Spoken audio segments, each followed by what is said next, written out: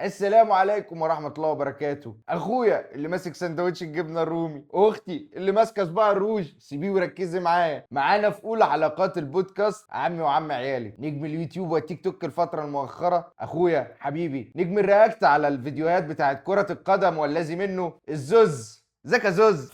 اخويا عامل ايه؟ ايه الدنيا؟ ورد الوردوش. ايه يا عم الكلام الحلو اللي على اليوتيوب وعلى التيك توك كده، انت خارب الدنيا. لسه شويه. اهو بنعافر يا عم. لسه. شفت ماتش النهائي؟ لقطات كده في الاخر، آه. لحقته في الاخر. اه بس صراحه كان ماتش صعب قوي. لا صعب. بتوع السنغال دماغهم حلو. هم دماغهم حلوه. طب بما اننا بدأنا نتكلم عن دخلنا كده سخنين على طول، ماتش السنغال والمغرب في النهائي، ماتش كان كله حوارات وماتش مش سالك من الاخر. انت من وجهة نظرك الماتش ده دي عدلته، ولا كان ممكن يخلص بطريقة تانية؟ وابراهيم دياز والقصص اللي حصلت والسنغال لما كان البانينكا. كلها بقت بتعمل بانينكا، فاهم؟ فانت ايه رأيك في القصة دي؟ هقول لك في رايين. اه في راي واحد لعب كوره وفي راي جمهور. حلو. انا كواحد لعبت كوره، لما بلاقي فرقه كعبها عالي عليا ما قداميش حل غير ان انا اطلع اخليهم يطلعوا بره الماتش باي حاجه بقى. اخد فرقتي واطلع بره واقول التحكيم ده مش حلو. اعمل اي حاجه، لازم في نوش عشان خاطر اوقع اللي قصادي. حلو. دي سكه. دي سكه لعيب كوره. سكه الجمهور بقى يا باشا، ان انت انا عايز انت شفت حوار الفوطه ده كل شويه واقفين ورا ده الولد دخل بالفوطه، دخلوا زحفوه لغايه اما طلعوه بره. الفوطه دي هقول لك ليه بقى. الفوطه دي مش عشان فيها حاجه، ده وجهه نظري. الفوطه دي مش عشان فيها حاجه. ماتش نيجيريا في السيمي فاينل، شوف اخدوا من الواد حارس المرمى مش فاكر اسمه، واخدين منه 4 فوط. 4 فوط بتوع اللي هم اللي طب بيلموا انت الكور. شايف الحوار ده حجه ولا هو بجد؟ ولا اصل حوار السحر ده في أصل في حصل قبل كده انا حصل. عايز اقول لك على حاجه كمان. كان في لقطه غريبه في ماتش السنغال في التسخين. لعيبه السنغال كانوا بيرشوا لافين المدرب. حوالين، لا لافين حوالين لعيب منهم وقاعدين بيمشوا على الخط. ما كنتش فاهم. ما شفتش دي، بس شفت المدرب كان بيرش ميه. شفت المدرب وهو كان ماشي بعرض الملعب كده كان بيرش ميه. الحاجات دي موجوده. عشان نكون صراحة، السحر موجود في الكوره عادي. حلو. بس الفوطه تقريبا ملهاش علاقه. تقريبا. بس احنا ياما عنينا من حوار السحر، حتى مصر ياما عنينا منه زمان مع المنتخبات بتاعت شمال افريقيا وجنوب افريقيا والشغل ده. انا احضر واحد كان لعيب كوره. قال لي بدون ذكر اسمه. قال لي انا كنا بنلعب في كينيا باين، ومش عارف كان بيلعب فين. عاملين بري ماتش كويس ومحضرين وكل حاجه، وهو فيتنس كويس ونزل الملعب. رجليه تقلت في الملعب. يعني بيقول لي انا وانا في التنل ده اللي هو البتاع اللي هم بيمشوا فيه ده. اول ما دخل الملعب ورا الفتحه بره دخل، رجليه بيقول لي انا مش قادر اشيلها. الحاجات دي موجوده. ما انا عايز اقول لك على حاجه برضو كويسه، ان احنا بنتكلم مع الزوز، والزوز لعب كوره قبل كده. لولا الاصابات والذي منه هي اللي عطلته عن المسيره الكرويه يعني. فكويس ان احنا بنتكلم معاك. انت راجل عشت، نزلت جوه الملعب وشفت الدنيا، فعندك كم كويس من الخبرات. طيب يعني الماتش ده انت ايه رايك في البانينكا بتاعت ابراهيم دياز؟ هقول لك اصل الطبيعي ان الحارس بيترمي. حلو. ده الطبيعي. هيترمي. انا في الدقيقه 100 وحاجه، فانا كده هشوطها جامد. فيعني هو الحارس بيفكر في كده، الدقيقه 100 وحاجه، فهو يا هيشوطها على عدلته، لو هو ايمن هيشوطها على عدلته، يا اما هيركنها. هو فكر في كده، ابراهيم دياز فكر في كده. بس خليني انا ما اقدرش الوم عليه الصراحه. عادي يعني، الضربات الجزاء بتبقى 50-50 يعني. بس برضه انا ما اعملش حاجه زي كده في وقت زي ده. طب تعالى اسمعك وجهة النظر التانية اللي بتقول لك ايه. لا الحوار ده ما كانش كده، وكان بالاتفاق بين السنغال والمغرب، وحتى بأمارة ان ولا مندي نط ولا يمين ولا شمال، عشان طبيعي ان مندي ينط يمين وشمال، ولا طبيعي ان ابراهيم دياز يشوطها بالسهولة دي. وكمان جابوا ردود افعال لعيبة السنغال ولعيبة المغرب ما كانوش مستغربين. وبعد اما ابراهيم دياز لعب البالينكا، لعيبة السنغال المفروض ضربة جزاء ضاعت في الوقت ده، احتفال بقى والحمد لله ومش عارف ايه. لعيبه السنغال لفت ورجعت عادي، كانهم عارفين ان ده اللي هيحصل. مفيش رد فعل اوفر اصلا. انا طبيعي متاخد، جاي عليا ضربه جزاء في الدقيقه كام وحصل موقف زي ده، فطبيعي هغير يعني، هتخض، هفرح، هعمل اي رياكشن. هي حاجتين برضه. مم. تركيز في الماتش، مم. ده اللي يعني الماتش بالنسبه لهم. خلي بالك ان هم دخلوا التنل وطلعوا تاني. اه ده بيقلل التحفيز يعني من عند مين؟ من عند السنغال. ما هم السنغال كان طلع بره، التحفيز قل.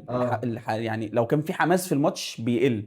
فاول يعني احنا بنقلل الناس. مثلا هقول لك الفريق مثلا عالي قوي عليا واخد هجمات وماسكني ضاغطني وزنقني عندي في منطقه الجزاء. بهديه ازاي؟ يعني اخد فاول واقعد عليه نص دقيقه. حلو. فاهم يعني؟ اخد فاول واقعد عليه دقيقه. طيب دي تهديه. مع ان اللي حصل ان المغرب منزله بيان بتعترض، بتقول ان اللي حصل ده هو اللي غير من حماس اللعيبه بتاعتهم، وكانوا منزلين بيان اعتراضي ان هل ده صح ان السنغال تطلع وده اثر على سير المباراه ومش عارف ايه. انا بلعب في ملعبك وشايف الماتشات اللي قبل كده، اجواء ارهابيه. بالظبط. نيجيريا كانت نازله بتلعب في ايران، مش بتلعب في المغرب. انت قاعد بيتفرج عليك يعني 90,000 واحد وكلهم عايزين ينزلوا من المدرج يضربوك. طبعا. فده طبيعي، انا لازم اخرجه. انا لازم اخرجه من بره الماتش. انا شايف ان ده اسلوب كل فرقه ليها اسلوبها. المدرب ممكن يكون هو متفق معاهم ان هو يعمل كده على فكره، مش والمدرب يبقى واقف وعادي ولا كأن حاجه. يا جماعه ارجعوا، يا جماعه انا ما قلتلكوش تعملوا كده، وهو اللي قايل لهم يعملوا كده. فاهم؟ فانا شايف بصراحه هي صياعه كوره. ماشي، بس لو انا معاك، بس هي مش فكره المدرب على قد ما انا شايف قائد الاوركسترا بتاع القصه دي من اولها لاخرها بتاعه السنغال ساديو ماني، من اولها، من احترام منافس، هو حرفيا قائد في الملعب. ساديو ماني خلوق لنا، بس بالظبط. نحط كده النقطه على الحرف. ساديو ماني خلوق وراجل في الملعب، راجل محترم وبيلعب كوره، مش هراي زي بالظبط. ناس. ماشي. مش هراي. فهو بيلعب كوره راجل. انا يا باشا نازل العب كوره. انا نازل العب كوره، مش نازل اهلل واقول ده انا معايا لعيبه من انديه مش عارف ايه هنيجي والكلام ده. دي. لا، انا فاهمك. انا نازل العب كوره باللي معايا. انا هقدم اللي عندي على حدود امكانياتي، على حدود الفريق اللي معايا، على حدود كل. انا بلعب بالامكانيات بتاعتي. انا عايز اقول لك على حاجه كمان، السنغال من اول البطوله مش هي الفريق لا العود. لا ما زي توقعتش. زي نيجيريا كان بتخبط الفرق اللي قدامها باربعه وبالثلاثه. السنغال كسبت مالي ازاي 1-0، السنغال كسبت مصر ازاي 1-0. مش الفرقه اللي بتاكل 3 و4 على عكس الناحيه الثانيه نيجيريا والمغرب. هقول لك السنغال فريق حرج. السنغال نص الملعب بتاعه جميل قوي. نص الملعب مكون من واحد عنده 37 سنه أصلاً. بس بيجري يعني ما شاء الله. مش فاكر اسمه ايه، او رقم 17 او 15 حاجه كده. الواد ده مسكنا في الماتش بتاعنا.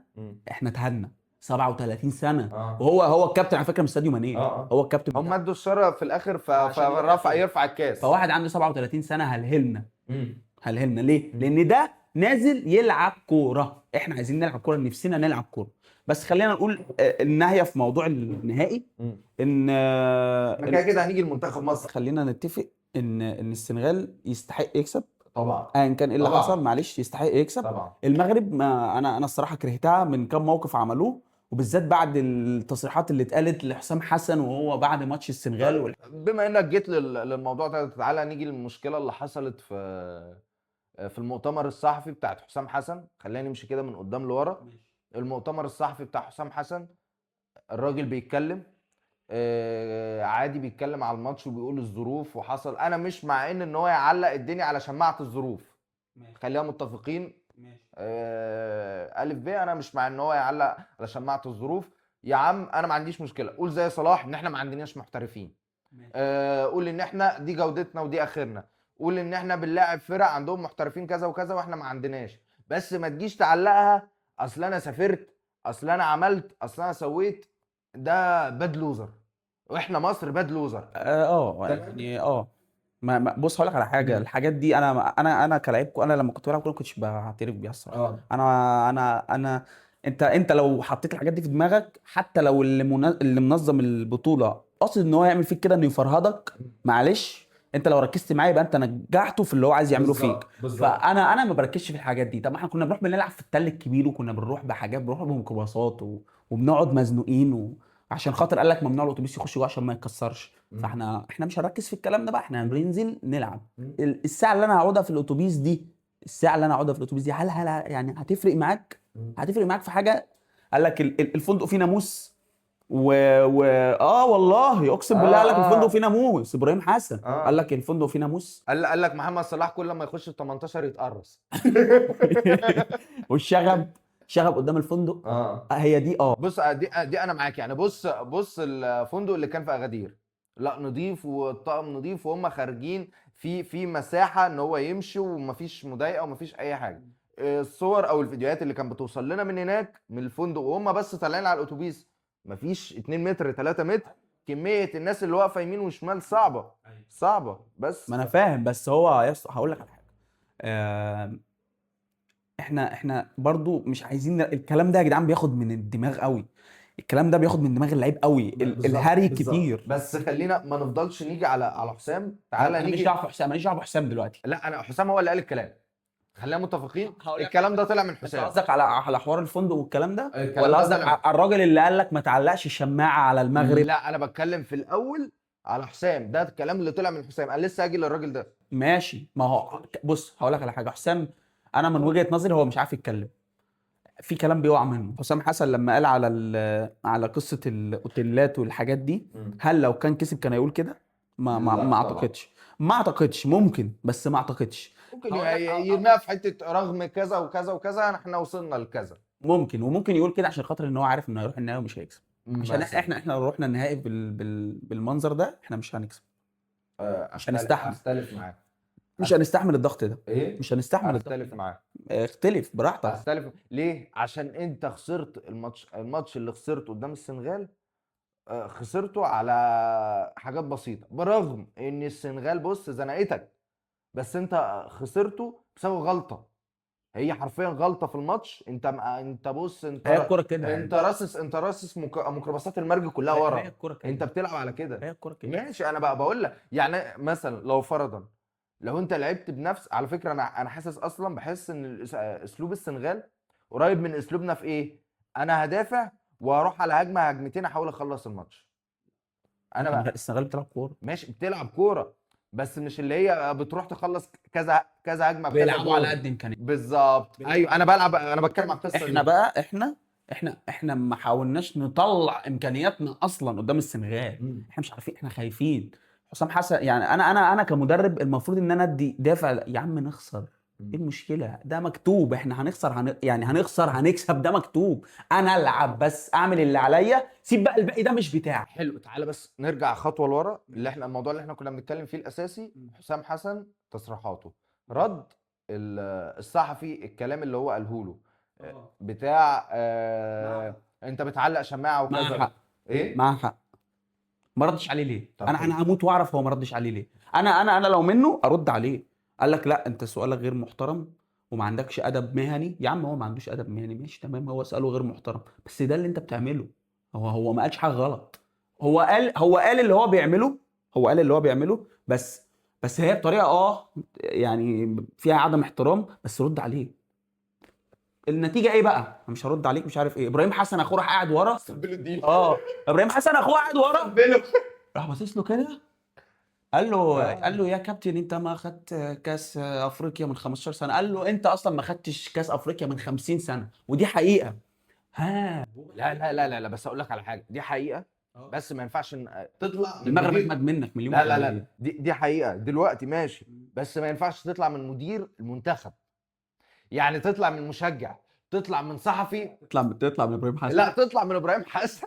شخصيه ابراهيم. ما هو دي النقطه. انا بتكلم انت دلوقتي اتحطيت في برواز مدير منتخب مصر صح؟ يبقى ما ينفعش تطلع بره البرواز ده. يبقى كلامك تاخد بالك منه. بقول لك على حاجه بقى، ان من اساسيات اي مدير فريق او الكلام ده كله بيبقى لازم كده. حلو. بس بيتكلم في ايه؟ بس يبقى بشكل، الإطار. يبقى شكله لابق في الاطار. ابراهيم حسن مش هو باين ان هو بيلقح كلامه وصوته واطي. انت بتتكلم في ايه 50 مش سنه ما صوته واطي، خدتوش. لا لا وجهه. لا بس ايوه يعني مش صوته طالع يبص في صوته يطلع في المايكات، ده لا اللي لا انا ما طلعش اقصده. ما طلعش. هو بيتكلم بصوت واطي كده، ده اللي انا بتكلم فيه. بس انا وجهة نظري وهختلف معاك فيها، ان حسام حسن هيرد وهيجادل مع صحفي بيقول له انت بتعلق شماعتك. لو على حسام يا عم انا بعلق شماعتي، بس عيب كمان مم. ان انت تقول لي كده، انت مم. سؤالك مش محترم. ايوه صح. هو سؤاله عيب، سؤاله وحش. السؤال وحش. بس دي شخصيات بقى، ما هو هي شخصية. واحد يرد وواحد ما يردش. اه انا بقول بالظبط، لك انت انا بتقول الاحسن يرد. يعني ما اقول لك يجادلش. هديك خيار بين الخيارين. الصحفي ما بيجادلش عشان ماشي، تبقى فاهم. لا هقول لك على حاجه، هديك خيار بين اتنين. يرد يقول انا مش هرد عشان السؤال مش محترم، ولا يرد زي ابراهيم حسن ما رد وقال له انت بتتكلم على انهي اساس، انتوا بقالكم 50 سنه ما اخدتوش حاجه.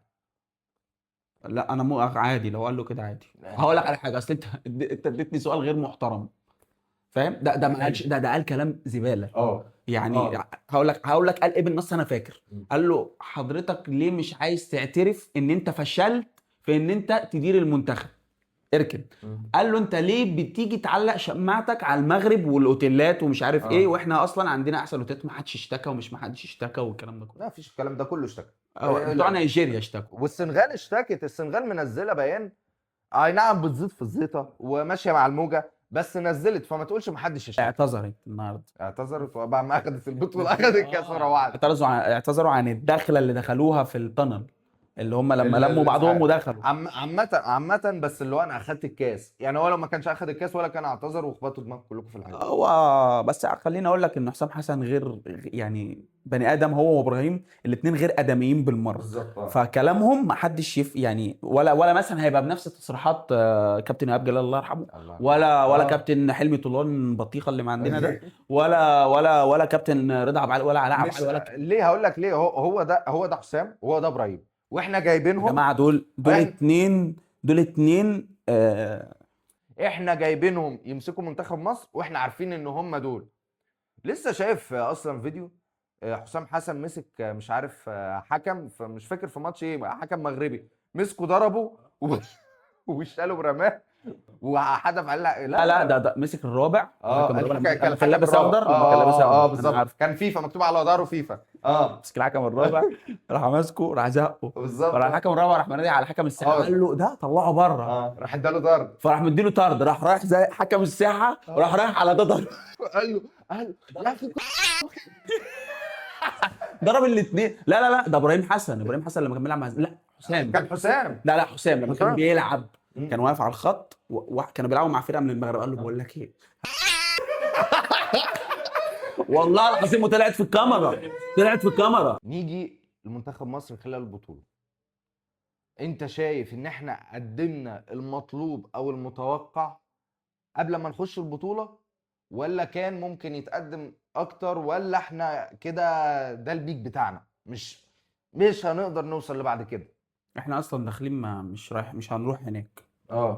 يعني احنا صح جدا. احنا داخلين مش رايحين احنا قبل النهائي. احنا نفسنا نروح. احنا كنا هنقول دور الثمانية لما يعني لو هم قرصوا شوية. انما انك تروح هنا لا كويس. بس انا اللي ضايقني ان انت يعني كنت حاولت قدام السنغال، بس هي دي. عارف انا ماتش السنغال ده لو كنا خسرناه 3، اللي هو احنا محطوط علينا قوي، بس لعبنا عادي. ماشي، ما احنا ما لعبناش حلو، بس اما تخسر بغلطه بتضايق. أيوة. لكن لو انت خسرت وانت اصلا مش نافع، احنا كده متفقين كلنا ان احنا لعبنا وحش، متفقين ان الشناوي ملط. تمام، دي حقيقة. يا عم دول عملوها بالاي اي، طيروه يشيل الكوره وعملنا كل حاجه عشان يشيلها وكان نفعت. دي حقيقة. بس هو احنا كنا يعني اي حد كان فاكر بس ان احنا هنروح النهائي ونكسب والكلام، لا ده انت كده بتحلم. انت انك وصلت هنا، لا احنا ده كان حلم، خلينا متفقين ان انت توصل قبل النهائي، ده كان برضو حلم. على قد اللي عندنا احنا كده كويس قوي. كويس قوي. بس مش ده اللي احنا عايزينه في كاس العالم خالص. لا يمكن. خالص مش لا هينفع. يمكن. مش هينفع خالص، صعب. بس احنا هنا كويسين. احنا لما رحنا هناك كده كويسين قوي. طيب بالنسبه اللي انت شفته، الجيل ده خسر نهائي 22 وخسر نهائي 2018 ولا 2019 و17 2017. ومع ذلك خلينا متفقين برضو ان هو راح كاس العالم 2018 مع كوبر. هيكتور كوبر، ما هو اللي راح نهائي. طيب ايه الفرق بين الجيل اللي يعتبر دلوقتي راح كاس العالم مرتين وما حققش ولا مره افريقيا، أوكي. والجيل 2006 و8 و10 مم. اللي ما راحش كاس العالم ولا مره بس اخد 3 بطولات قاريه؟ خلينا نكون متفقين بس ان الكرة المصرية ليها عامل في ده. يعني الناشئين، من اول الناشئين، الدوري يعني من اول الناشئين، من تحت، من اول تحت لحد وانت طالع. بالظبط. زمان ما كانش في حاجه اسمها لا مؤاخذه ماما حلوه انت هتلعب النهارده، بابا بيجيب لنا كور انت هتلعب. زمان ما كانش في الكلام ده. كان طب. زمان انت عندك موهبه هتفيدني هلعبك، مش هتفيدني مش يا عم ده حسن شحاته راح جاب لعيبه من الصالات، لعيبه بيلعبوا كره قدم صالات، جابهم في المنتخب، انت فاهم، عشان عايز كوره. فاهم. انا قريت حاجه زي كده والله اعلم. بس هو ده الفرق بقى. دلوقتي احنا بقينا استثمار، واللي هيدفع الاول هو اللي هيلعب، وانا هدفع لابني عشان يلعب وبتاع. فانت كل ده بتقعد تبني تبني تبني، ما بتعلمش الولد انه يلعب، انت بتدفع له عشان يلعب. طب فكره الاستثمار اللي انت بتتكلم فيها دي شامل فيها تجربه بيراميدز؟ لا لا. بيراميدز معلش، انا نادي فيه فلوس، اه بجيب لعيبه محترفه. انت بتتكلم على الفريق الاول، بجيب لعيبه محترفه بالفلوس، واجيبهم وعامل سكواد من احسن السكوادات في حلو. يعني مش كل الناس يقول لك اصل الدنيا بايظه ليه، ما اصل بتكلمش على اللي فوق. ماشي. لا انا بكلمك في فكره الاستثمار. دلوقتي كل الناس يقول لك اصل المشكله فين، اصل بيراميدز ما بتعملش. معاك فلوس هات. بالظبط، معاك فلوس هو الاهلي خلص معلش خليها بكل صراحه، الاهلي خلص على كل اللعيبه الجامده اللي في كل الانديه الدوري المصري بما فيهم الزمالك. ازاي؟ بالفلوس. انا معايا فلوس انت معكش، هاخد منك. ايوه. انت هو ليه دلوقتي الاهلي متضايق من بيراميدز؟ علشان هو بقى زيه بالظبط، بيحاول يبقى زيه. لا راس براس حاليا. وفي لعيبه زي اخر صفقه بتاعت حامد حمدان راحت لبيراميدز وسابت الاهلي ليه؟ الفلوس. ما انا هقول لك على حاجه. هي انا الفريق الاول معاه فلوس ما فيش مشكله، انا بتكلم على اللي تحت. اللي تحت ده هو المستقبل للي بعد كده. بالظبط. فانت جاي تبص لي مثلا على ابراهيم عادل كان جامد قوي، مش عارف ايه اللي حصل له. هناخد بقى مثلا، يعني هنشوف مثلا المحليين اللي لعبوا في كاس العرب مع الكابتن حلمي طولان. يعني ده احنا قدمنا مستوى تحت الدنيء، بس ده وطلعنا بكام لعيب حلو. ده بس يثبت لك حاجه، ان في فرق بين لعيب محلي ولاعيب دولي. ثانيه واحده. ويفرق مدرب. انا مش هروح امسك حلمي طولان بالعقل. اللي لقوه كانوا قاعدين قاعده. بص حلمي طولان اللي انا فهمته اللي حصل ايه، مسك بالصدفه. قاعدين قاعده.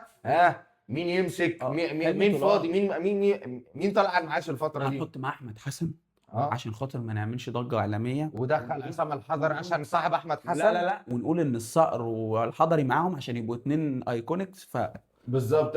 زقهم عشان ما حدش يضرب حلمي طولان. بالظبط. وده عميد حسام، احمد حسن عميد، وحسام حسن هناك عميد. فكده اتنين رتب. فباذن الله ربنا يسهل. حقيقة ربنا يولي من يصلح. بس فهي المشكله في الجيل زمان وجيل دلوقتي، ان دلوقتي بقت كلها استثمار من اول الناشئين. انا ابني يدفع يلعب، مفيش حاجه اسمها انا ابني لعيب يلعب. بقينا نبص تحت رجلينا. الاكاديميات ما بقتش تعلم. كله بقى جاي عشان الفلوس. انا ما بعلمش لعيب حاجه. زمان بقى كانش فيه الكلام ده. انت لا تستاهل اطلعك، ما تستاهلش ما اطلعكش. وحسن شحاته على الفراز. احمد عيد عبد الملك ده حد كان يعرفه؟ اسمه ايه، احمد عيد عبد الملك وحسني عبد ربه من الاسماعيلي وعمرو زكي من انبي وابو تريكه كان منتخب. لا كان منتخب، كانت لعيبه. احنا نقدر نعمل كده دلوقتي، بس الكواليتي بتاعنا ضعيف. فمعلش بقى، طالما الكواليتي بتاعنا ضعيف يعني نلعب على قد امكانياتنا ونروح وما نخافش. بس هو ده الفرق بين زمان ودلوقتي. حلو. وانت مقتنع ان حسام لعب على قد حسام حسن؟ كابتن حسام حسن لعب على قد كان بيحاول بس في تغييرات تخريف. ده كلنا متفقين. في تغييرات تخريف. وتريزيجيه ابنه، انا محتاج اقعد مع الاثنين، محتاج اجيب كابتن حسام وتريزيجيه اقعد بينهم واقول انتوا في ايه العلاقه السالب والموجب اللي شغاله دي، عشان انا عايز افهم. انا بحس ساعات ان تريزيجيه ماسك فيديوهات على حسام وهو بالقرعه، اطلع باك ليفت وانزل تريزيجيه اللي كان مصاب. ايه ده؟ لا ايه ده؟ انا لو نزلت اي حد احسن. يعني انا كنت بقول لا محدش ينزل الا تريزيجيه، عشان انا ما نزلش حد ما لعبش قبل كده قدام السنغال يغرقنا، ولا ما لعبش قدام اي حد يغرقنا. انا كنت شايف ان خالد صبحي باللي شفته منه في ماتش نيجيريا احسن. ماشي، بس انا خالد صبحي ما شفتوش في ماتشات كبيره. ماشي بس حاجات ما هم بقى بياخدوا على المدربين، بياخدوا على الحته دي. يعني هو تريزيجيه عمل لك ايه في الماتشات الكبيره؟ لعيب يا خبره، عم حتى الار لاعب 2، كذا بطوله. الار 2 اللي كان بيعملها اللي عمرها ما جت. يا عم هو ما عملهاش اصلا، هو ما عملهاش. اه بس هو كابتن حسام لخصها، قال لك انا تريزيجيه بيفكرني بنفسي، بالظبط فخلاص كده فهمنا. اقطمه بقى. عارف عامل زي ايه؟ فاكر مع كابتن حسن شحاته، حسني عبد رب واحمد فتحي ولاده في المنتخب. هو تحس تريزيجيه الفتره بس دي لعيبه، لا هما يستحقوا. لعيبه يا باشا. يستحقوا يا باشا. طبعا لعيبه. اه بس بس عايز اقول لك على حاجه في ذكر موضوع اللعيبه والناشئين وكده. الاهلي والزمالك حاليا ما بيطلعوش من عندهم، بيجيبوا على الجاهز. عليه. لا لازم بص هقول لك على حاجه. انا مش انت ما بتدورش انا توفر لنفسك. مم. يعني انت مؤسسه، يعتبر مؤسسه تابعه للدوله، صح؟ يا يعتبر انت مؤسسه تابعه لمديريه شباب الرياضه اللي انت خاص بيها. ايوه. حلو، انت ما بتدورش ان انت توفر موارد لنفسك من لعيبتك انت، لا انت بتدور دايما تروح تجيب ابو 5 مليون و2 مليون دولار ومش عارف ايه. ما هو ده اللي انا بقول لك فيه، ان الناشئين بايظه. بالظبط. الناشئين بايظه، اه فاحنا مش هنكدب على بعض. انا هروح اجيب لعيب مستوي اجي العب بيه، ده مش عيب. بس برضو زي برشلونه فليك دلوقتي، يعني كميه العيال اللي بتطلع دي انا مش عارف بتطلع ازاي. انا عايز اطرح عليك حاجه. دلوقتي في بعض الفرق عندها ناشئين حلوين وطلعوهم، تمام، ماشي. بس ما عرفوش يحافظوا عليهم. تعالى اديك مثال بالزمالك والاسماعيلي. هقول لك الزمالك، احمد عيد، اسامه فيصل، ياسين مرعي اللي دلوقتي في الاهلي، كل دول 3/4 عقود خلصانه. ايوه. ما انا بقول لك ايه، انا عندي، انا مطلع لعيب من عندي اهو محترف، يعني طلعته من عندي من ناشئيني وما عرفتش احافظ عليه. طب ما انا حلو، بطلع هم دول كلهم دلوقتي مش كانوا في المنتخب يا عم، بس انا مش عارف احافظ عليهم. كل نادي ليه سياسته وليه يعني واحد ماسك التعاقدات، لا وواحد ماسك التعاقدات عارف ده يقعد امتى وده ما يقعدش والكلام ده كله. فانا النادي عندي مزنوق هبيع، بالظبط. النادي عندي مش مزنوق هشتري. بس هي دي القصه. الزمالك واقع لشوشته زي الاسماعيلي بالظبط، فلازم يبيع. مفيش ده غصب يا رب، ما فيهاش. انا بحس ان عندنا في الدوري المصري الكفه عامله كده. لا احنا عندنا في الدوري المصري مفيش حاجه ماشيه. انت لو عايز تتكلم عن الدوري المصري، لا هات حلقه من الاول. هات حلقه من وانا اجيبها لك من جذورها. لا انا اجيبها لك من جذورها، اجيبها لك من اول ما ماما الحلوه دخلت الناشئين لحد الجون اللي بيدخل في نفس الفرقه، هجيبها لك من تحت. طيب ان احنا دلوقتي خلاص خلصنا البطوله دي، اردم على اللي فات. ايه الخطوات اللي احنا نعملها عشان نوصل لكاس العالم بعد 6 شهور غالبا، وعندنا ماتش مع السعوديه واسبانيا، وبنقول ان في ماتش احتمال مع البرازيل. بنقول مش عارف هنقابلهم بأني وش دول. نعمل ايه؟ يعني في اتجاه بيقول لك صلاح هيمسك ملف مزدوج الجنسيه ومش عارف ايه، واكتشفنا فتحنا كل قاعد بينزل ناس مزدوجين الجنسيه كتير. طب هم دول كانوا فين؟ و18 و19 ومش عارف ايه، دول كانوا فين مثلا مع كابتن اسامه نبيه في البطوله اللي هو راح؟ محدش بيبص. ما بندورش ليه على الناس دي؟ ما حدش بيبص. انا مش من مصلحتي اجيب لعيب. هم بيفكروا كده، انا دي وجهة نظري. مش مصلحتي ان انا اجيب لعيب تقيل من نادي تقيل وهو صغير قوي كده اركبه على اللعيبه عندي.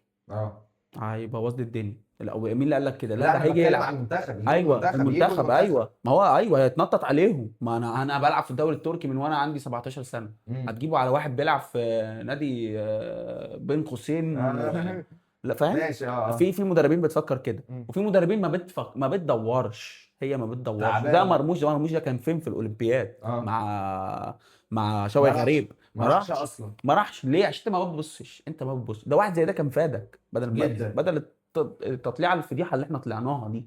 بس انا اقول لك على حاجه من وجهه نظري انا، حسام حسن لازم يمشي. مش هينفع. لا مش هينفع.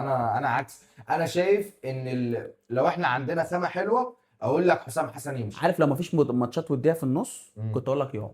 لا بس انا اقول لك على حاجه. بس في وفي معسكرات ومش عارف ايه. أيوة. لا يا عم، انا هجيب مدرب ما يعرفش حد مش في هيلحق هقول لك لا لا لا هو 6 شهور جاي لك وهم ماتشين، هيعمل جاي ايه لك لو جبت مدرب؟ جاي لك. انا هجيب مدرب لا يعرفني ولا يعرفك حلو. ولا يعرف ده ولا يعرف ده. مم. 6 شهور يا عم، الدوري شغال هيتفرج.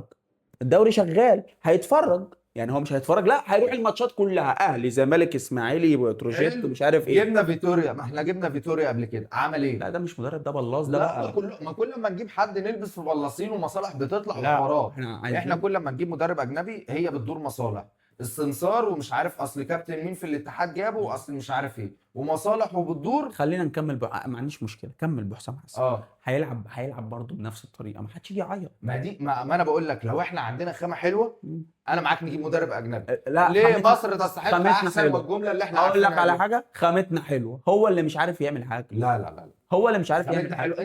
انت شايف بتاع باللعب ليه يا ده عم؟ خامتنا حلوه. ياسر ابراهيم، رامي ربيعه، سيبك من محمد الشناوي ده عشان عندي جاي لي جلطه منه. ده جالي كل حاجه. رامي ربيعه فتوح يرجع مستواه يبقى عالمي. الولا الباك يمين محمد هاني، انا شفت له مستوى غريب في لا البطوله دي. انا مش انا ما توقعتش. اه ماشي. نص الملعب مروان عطيه، امام عاشور، حط يا عم معاهم حمدي فتحي، معاك قدام صلاح مرموش مصطفى محمد، ومعاك ليهم هنشوف لهم بدل. حلو. دي الفرقه بس اللي عندنا. البدله بقى دول ما فيش حد هنجيبه الا من الدوري المصري. ماشي، ما انا هسألك سؤال. ننقي صح. ماشي هننقي صح. انت دلوقتي كل الاسامي اللي انت قلتها دي مم. تتقارن مع مثلا منتخب السنغال؟ هي ما تتقارنش. ما هي دي لو النقطة. لو اديتهم مساحتهم يلعبوا، ما هي دي النقطة. لو اديتهم مساحتهم يلعبوا مش هيلعبوا. اخدوا مساحتهم قبل كده في كذا بطولة، عملوا ايه؟ يعني لا مش دول، مش نفس القماشه بتاعت النهارده. لا يا باشا، اتغيروا. او مش اخدوا مساحتهم في ماتش نيجيريا، وخلينا كلنا متفقين ان هو لعب باللي احنا كلنا كنا عايزينه يلعب بيه. مش انتوا قال لنا كده، الشعب قال كده والله للجمهور، قال للجماهير مش انتوا عايزين الخطة دي وعايزين مصطفى محمد وعايزين العب 4-3-3 وهاجم ومش عارف ايه. لعبنا ما لعبناش ولا ايه؟ لعبنا، عملنا ايه؟ ما كسبناش ليه نيجيريا مستريح؟ ما معانا عملنا ايه؟ معانا 3/4. 3/4 محترفين. طبعا ده صلاح بيشطب. خلينا نكون متفقين، صلاح بيشطب. مرموش بيشطب. مرموش ما تلعبوش راس حربة، حلو. لعبه وينج. ماشي. ماتش بنين لما كنت خسران لعبت وينج، جاب لك جول. مع حلو وجابها من حتته. انا معاك. طفل صغير هيشوف هيقول لك انا هلعبه شمال. انا معاك، وانا متفق معاك جدا. مم. بس عمل ايه في ضربات الجزاء؟ هي اركن بقى ضربات لا، الجزاء. ما انا هقول لك على حاجه. الدنيا كلها ماشيه ايه؟ انا منظومه او انا في الملعب، الفرقه بتطلعني والفرقه بتنزلني. مفيش حاجه اسمها ان لعيب لوحده شايل الفرقه، مفيش حاجه اسمها ان صلاح لوحده شايل يبقى الفرقه. يبقى نلعب كلنا مع بعض. حلو. ليه ما نلعبش 4-3 يا عم؟ مش عايزين نكسب. احنا مش عايزين نكسب. مش انا مش طالع، عارف إيه. انا طالع من الماتش هقول لك ليه. مش طالع من ماتش نيجيريا مش مبسوط. زعلان. لا مبسوط. مش زعلان عشان كان ثالث ورابع. لو كان النهائي قدام المغرب كان زمانك زعلان. لا انا هزعل عشان انا انت عارف انا يا ريت كنت اكسب السنغال واخسر النهائي. انا ما عنديش مانع. انا بالنسبه لي كانت قهر اكتر. لا بالنسبه انا مش لي مانع. اخسر من السنغال احسن. اكسب السنغال اللي طلعتني من بطولتين. انا عايز ايه؟ انا عايز واطلع تاني واتكرم تاني واخد مركز تاني وابص على الكاس ده. انا فرحت يا راجل ان احنا خدنا رابع عشان ما نطلعش عليه، نطلع ونشوف نظره اللعيبه للكاس. كل واحد وتفكيره بقى. كل واحد وعايز فرقته تبقى ماشيه ازاي. فاهم. انا اولا بشكر الاستاذ حسن الكيفي. اشكر الاستاذ حسن، بشكر الاستاذ كريم اللي مذنبينه معانا ومبسوط والله ان انت بتعمل حاجه انت عايزها. وانا عايزك، انا اديك نصيحه، كمل، مالكش دعوه بحد، ما تبصش لاي حد، كمل اعمل اللي انت عايزه. هتشوف حاجات وحشه، هتشوف تعليقات زباله، هتشوف مالكش دعوه بحد، كمل اعمل اللي انت عايزه. طالما انت مقتنع اعمل. اللي يكلمك كلمه كده يقول لك انت وحش مش عارف ايه، رد عليه قول له يا باشا تمام انا عاجبني اللي انا بعمله، ما تيأسش، كمل. الاستمراريه بتاعتك دي اللي هتطلعك. وانا مبسوط ان انا كنت معاك. حبيبي يا زوز، حبيبي. مبسوط قوي ان انت كنت معايا النهارده. حبيبي. اتشرفت بيك. حبيبي. وبجد الكلام مش عايز يخلص. أيوة. بس احنا عايزين نخلص. عايز اروح. شكرا جدا ليكم. كنتم مع عم فانتازيه حبيبي.